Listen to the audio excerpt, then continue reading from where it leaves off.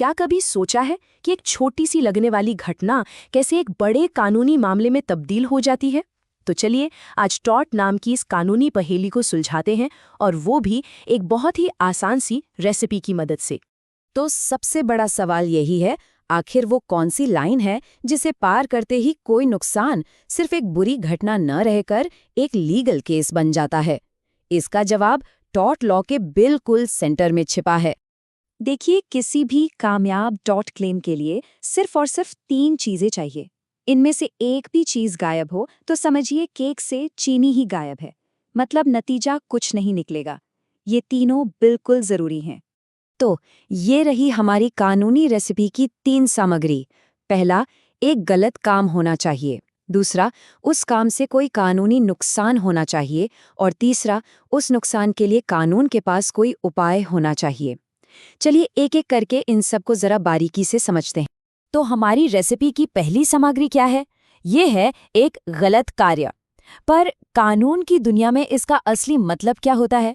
एक गलत कार्य का मतलब या तो कुछ ऐसा करना हो सकता है जो कानूनन गलत है, या फिर कुछ ऐसा न करना जिसकी आपसे कानूनी तौर पर उम्मीद की जाती है। ये सिर्फ कोई मामूली गलती नहीं है, ये किसी कानूनी ड्यूटी को तोड़ना है।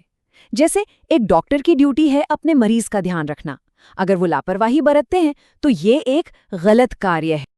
और यहीं पर एक बहुत जरूरी बात समझनी होगी।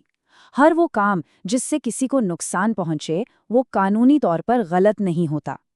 अगर कोई अपने कानूनी हक का इस्तेमाल कर रहा है और उससे किसी को नुकसान हो जाए तो वो टॉर्ट नहीं है। टॉर्ट तब बनता है जब कोई कानून द्वारा तय की गई अपनी ड्यूटी को तोड़ता है। अच्छा, तो मान लेते हैं कि एक गलत काम तो हो गया, पर कहानी यहीं खत्म नहीं होती। हमें अपनी दूसरी सामग्री भी चाहिए, और वो है कानूनी क्षति। अब देखिए, कानून की दुनिया में डैमेज या क्षति का मतलब सिर्फ पैसों का या किसी चीज का नुकसान नहीं होता। इसका असली मतलब है किसी के कानूनी अधिकार का हनन होना। और ये एक बहुत बहुत बड़ा फर्क है। और इसी वजह से एक बड़ी दिलचस्प सिचुएशन बनती है। ऐसा हो सकता है कि किसी को असल में नुकसान हुआ हो पर कोई लीगल केस न बने, और दूसरी तरफ ये भी मुमकिन है कि बिना किसी मॉनेटरी लॉस के भी एक पक्का लीगल केस बन जाए। असली सवाल बस ये है, क्या किसी कानूनी अधिकार को तोड़ा गया है? तो फिर सवाल उठता है कि कानून आखिर किन अधिकारों की हिफाजत करता है? तो ये वो चीजें हैं जिन्हें टॉर्ट लॉ प्रोटेक्ट करता है। हमारे शरीर की सुरक्षा, हमारी प्रॉपर्टी, हमारी इज्जत और हमारी आज़ादी। और अब आते हैं हमारी आखिरी पर शायद सबसे जरूरी सामग्री पर, एक कानूनी उपाय। सोचिए, एक गलत काम हुआ, उससे नुकसान भी हुआ, पर अगर कानून उसका कोई हल ही ना दे तो फिर क्या फायदा? टॉर्ट लॉ का एक गोल्डन रूल है, जहां कोई उपाय नहीं वहां कोई गलत नहीं। इसका सीधा सा मतलब है कि अगर कोर्ट किसी सिचुएशन को ठीक करने के लिए कुछ कर ही नहीं सकती तो लीगली कोई टॉर्ट हुआ ही नहीं है। तो ये उपाय होते क्या हैं?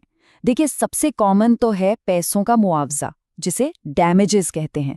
पर इसके अलावा इंजंक्शन भी हो सकता है, मतलब कोर्ट का ऑर्डर कि कोई गलत काम बंद किया जाए, या फिर रेस्टिट्यूशन, यानी किसी की छीनी हुई चीज उसे वापस दिलवाना।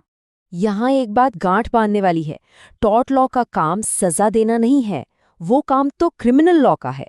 टॉर्ट लॉ का मकसद तो सिर्फ एक है, जिस व्यक्ति को नुकसान हुआ है उसकी भरपाई करना और आगे ऐसा होने से रोकना। चलिए, अब हमारे पास तीनों चीजें हैं, तो अब इन सबको मिलाकर देखते हैं कि हमारी एक कानूनी रेसिपी का फाइनल प्रोडक्ट कैसा बनता है। नियम बहुत सीधा है, इनमें से किसी एक तत्व की भी कमी टॉर्ट के दावे को खत्म कर देगी। मतलब एक भी चीज मिसिंग हुई तो आपका पूरा केस ही खारिज। तो निचोड़ ये है, ये तीनों चीजें एक साथ होनी ही चाहिए। एक गलत काम जिससे कानूनी नुकसान हुआ हो और जिसके लिए कानून कोई उपाय देता हो। जब ये तीनों मिलते हैं तभी बनता है एक वैलिड टॉर्ट क्लेम। तो सवाल ये है कि ये सब जानना इतना जरूरी क्यों है? हमारी सोसाइटी के लिए इसकी क्या अहमियत है? ये इसलिए जरूरी है क्योंकि टॉर्ट लॉ ही वो सिस्टम है जो ये पक्का करता है कि जब कोई किसी के अधिकारों को रौंदता है तो उसे जवाब देना पड़ता है। ये सिर्फ किसी एक इंसान के लिए नहीं है, बल्कि ये पूरे समाज में एक भरोसा कायम करता है कि यहाँ कानून का राज है। और अंत में एक सवाल के साथ इस चर्चा को समाप्त करते हैं।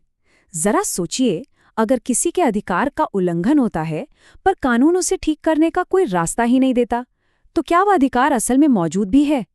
यही सवाल हमें अधिकारों और उनके उपायों के उस गहरे रिश्ते के बारे में सोचने पर मजबूर करता है जो हमारे पूरे लीगल सिस्टम की नींव